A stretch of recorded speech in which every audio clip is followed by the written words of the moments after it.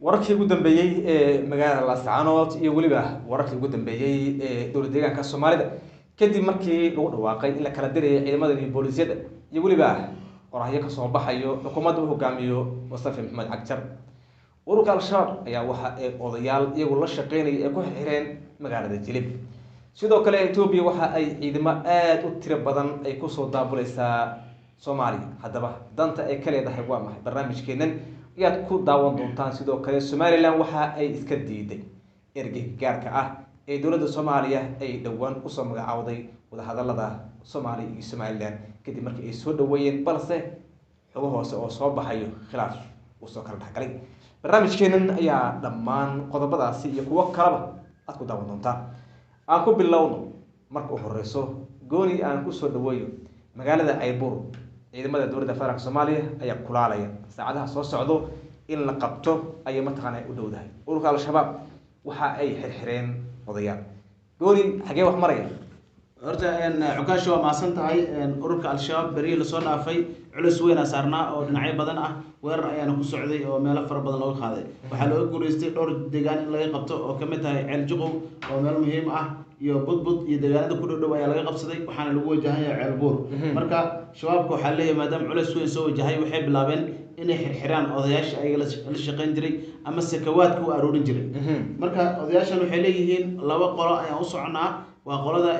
la yiraahdo maxaa la digil iyo mirifle iyo beesha xawaale. labadaas qolo ay u socdaan waa reer Hiiraan iyo koonfur galbeed u soconaa leeyihiin odayaashooda. danta ay kaliya marka ma sheegeen labadaas beelood ay sida gaarka ay u beegsanayaan. waxay leeyihiin labada qoloba horta Cali Jeeti iyo qoladiisa beesha xawaale waa ragga halganka nagu bilaabay dhibaatana noo geystay. marka waa inaan beegsanaa leeyihiin. mid labaad waxay leeyihiin koonfur galbeed dhaqaaq aad u weyn ayaa ka socdo waxaana jirta leeyihiin jawaasiis aad u fara badan oo koonfur galbeed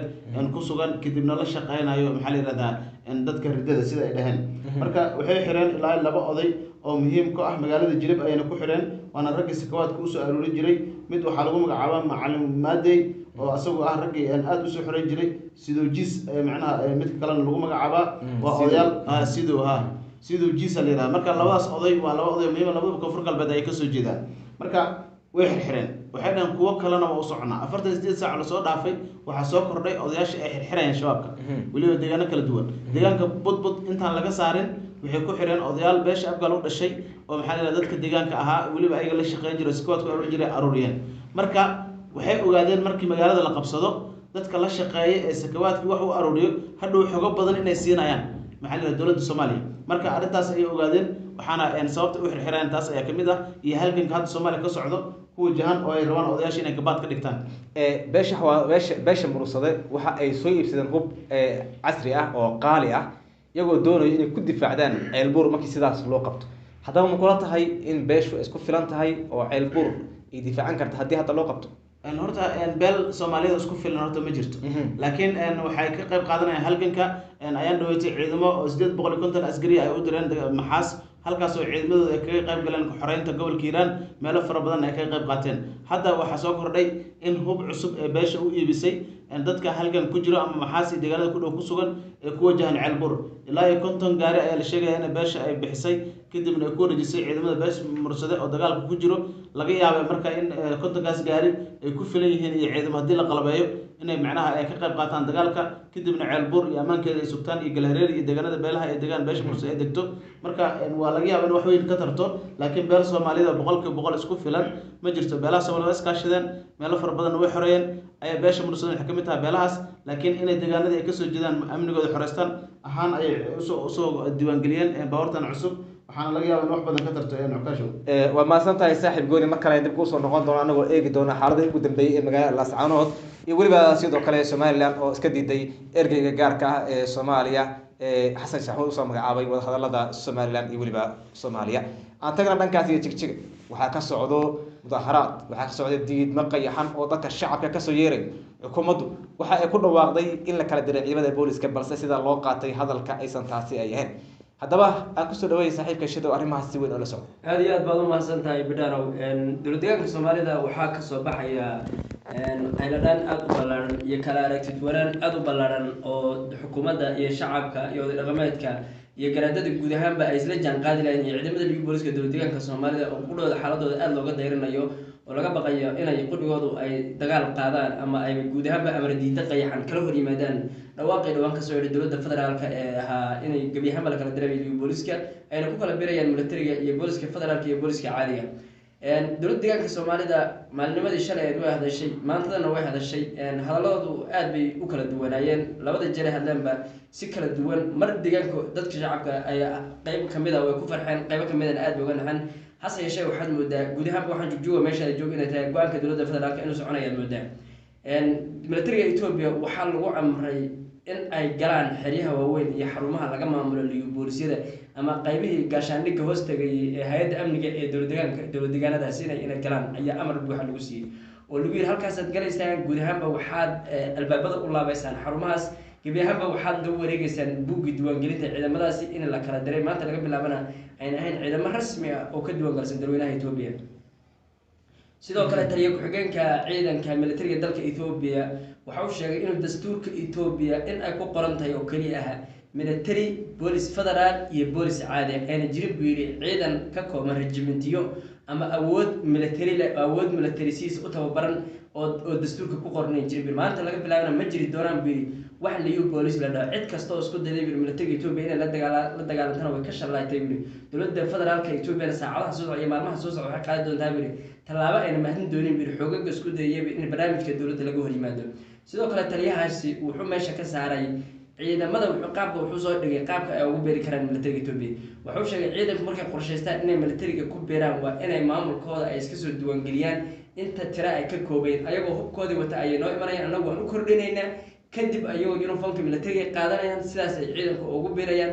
ma aha biir askari kasta inuu xarun military intuu tago uu isqorayo uu lahayo hal diiwaangeliya ma aha ciidanku ayagoo tira ahaan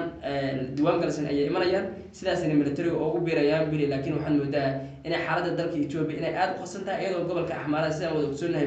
ay ka socdaan dagaalo aad u culus oo faraha laga gudo khasaare ba'an geystay ciidamada Ethiopia dagaal ka dhacay Ataya waxaa la sheegay in laga dilo garaan 50 askari in laga dilo wina dagaalku uu ciidamada booliska ama dowladda deegaanka Axmaarada ee liyuga loo yaqaan waxay isku dayayaan inay guud ahaan gobolkooda qabsadaan iyadoo magaalada Baxardaar ee caasimada deegaanka Axmaarada ay maalintii afraad ay galayso inayna gebi ahaan wax gaadiid oo Baxardaar ka baxay ama deegaanka Axmaarada inuu aadan Addis Ababa oo caasimada dalka Ethiopia marka xaaladda waxaad moodaa guud ee dalka Ethiopia inay tahay mid marba marka dambe is soo taraysa iyadoo wararkeena kala soo socon walba wixii ka soo cusboonaaday aan ku soo gudbin doono marka xaaladda dalka Ethiopia guud ahaan sidaas waa ma santahay saaxiib shade marka aan dib ugu soo laabto saaxiibkay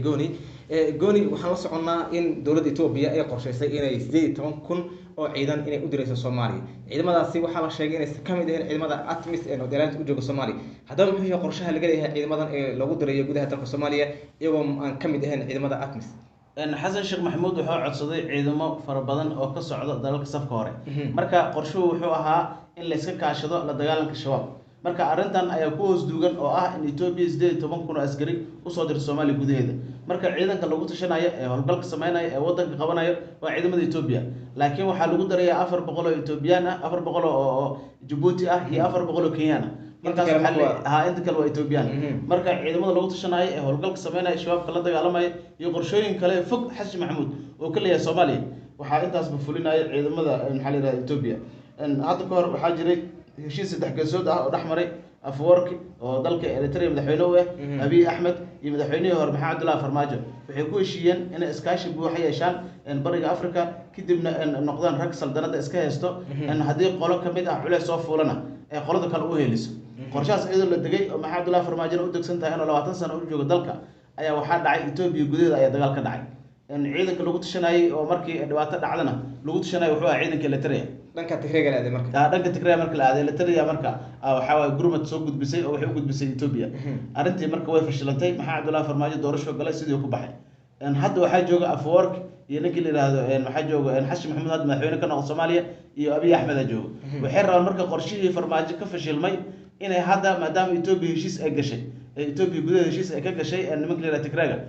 arinta soo dhamaatay in hadda saddex geeshood sidii waagi Xasan Maxamuud baagi Maxamed Abdullahi Farmaajo loola galo kale in ay ula galaan 18,000 oo ciidan la keeno Soomaaliya in awood lagu qabto shabaabka laga saaro dalka marka shabaab dalka laga saaro Xasan Maxamuud in qof cod la sameeyna wax ka daba iman karna malaha meeshan boqortooyo noqoto mees boqortooyo iska Aad noqoto weyn. Abiy Ahmed hadhow saasoo kale loogu gurmado ninka la yiraahdo in Afwerkin asaga wax ka daba hadli karo malaha marka arintaas ay qorshahaas socdo had koor oo fashil ma haddana uu soo bilowday ciidamada Ethiopia laga yaabaa inay muddooyin soo socdo ay gacanta ku dhigaan shabaabkan ay ku xireen Soomaaliya waxaad inoo raacisaa xaaladda ugu dambeeyay magaalada Laascaanood iyo weliba ergeyga gaarka ah ee Somaliland iyo Soomaaliya oo hadal u qaabilsanaa oo Somaliland caawa iska diiday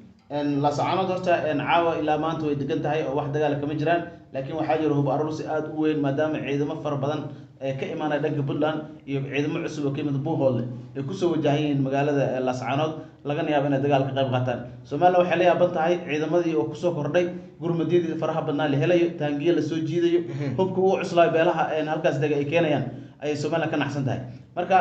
waxay leedahay xaalad halis ah ayaa la galay dagaalkan ma macquul maaha dowladda Soomaaliya ay u cidirsatay waxay leeyihiin dowladda hanaga soo gaarto arrintan ma arrin macquul ma intaan geeb goojacda lagu soo daldalo wax suuragal ma aha marka arrintaas ay hadda ka cabanaysaa dowladda Soomaaliya inay dacwad u gudbisay Somaliland waa arki doonaa wixii ka soo kordhay xaaladda magaalada Laascaanood haddii aan u gudubno su'aashaada kale ee ergeyga gaarka ah marka hore way soo dhaweeyeen Somaliland waxayna sheegeen inuu yahay mid sax ah Cabdikariim Guuleedna uu yahay nin dhexaadin kara Soomaaliya iyo nimanka la yiraahdo Somaliland laakiin soo dhaweyntooda kadib wuxuu tagay dalka Djibouti waxaana la kulmay Ismaaciil Cumar Geele kadib wada hadal dheer ay qaateen waxay ku heshiiyeen in ninkan Cabdikariim Guuleed oo tago magaalada Hargeysa wada hadalna uu la soo yeesho Muuse Biixi laakiin Somaliland arrintaas way ka hortimid wayna diiday in ergeygaasi Cabdikariim Xuseen Guuleed oo tago Somaliland waxay ka dhigan tahay marka waxay dhahan haddii qof Soomaaliya ka socdo oo maxaa la yiraahdaa in ergey loo soo magacaabo iska yimaado Hargeysa waxay ka dhigan tahay in anagu qadiideena meesha ay ka baxday goon isu taagay marka wada hadaladu waa in wadan kale oo ka dhaco oo aan kamid ahayn maxaa la yiraahdaa Hargeysa aan ahayn meelo kale waa inay ka dhacaan kadibna halkaas aan isugu tagnaa laakiin nin ka socdo koonfurta Soomaaliya Hargeysa imaado kulan ugu la qaadanayo ma jiray leeyihiin ninka la yiraahdo Cukasho aad ugu mahadsan tahay daawadayaal waxaan intaas ku soo afmeernay barnaamijkan kooban ku dulmeereynay xaaladda ugu dambeeyay ee Geeska Afrika muuqaalka shargareeya asxaabtiina la wadaag